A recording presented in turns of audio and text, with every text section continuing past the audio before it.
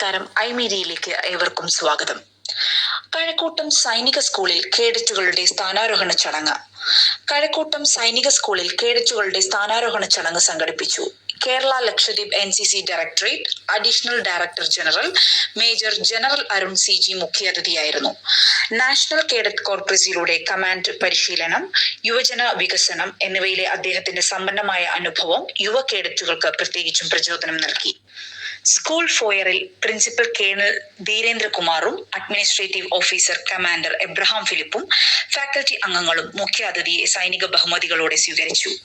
രാഷ്ട്രസേവനത്തിൽ പരമമായ ത്യാഗം ചെയ്ത ധീര സൈനികർക്ക് ആദരാഞ്ജലി അർപ്പിച്ചുകൊണ്ട് സ്കൂൾ യുദ്ധസ്മാരകത്തിൽ ആചാരപരമായ റൈഫിൾ ഗാർഡും പുഷ്പചക്രവും അർപ്പിച്ചതോടെയാണ് ചടങ്ങുകൾ ആരംഭിച്ചത്. പുതുതായി നിയമിതരായ വിദ്യാർത്ഥി നേതാക്കളുടെ ഔപചാരിക സ്ഥാനാരോഹണ ചടങ്ങിന് സാക്ഷ്യം വഹിച്ചു. 5 സ്കൂൾ നിയമനങ്ങൾ, 11 ഹൗസ് ക്യാപ്റ്റന്മാർ, ബാൻഡ് മേജർ എന്നിവർ നിസ്വാർത്ഥ സേവനം എന്നിവയുടെ ഉയർന്ന നിലവാരം ഉയർത്തിപ്പിടിക്കുമെന്ന് പ്രതിജ്ഞയെടുത്തു. ഐമീഡിയയ്ക്കൊപ്പം വാർത്തകൾ വായിക്കുന്നത് ഷിംന.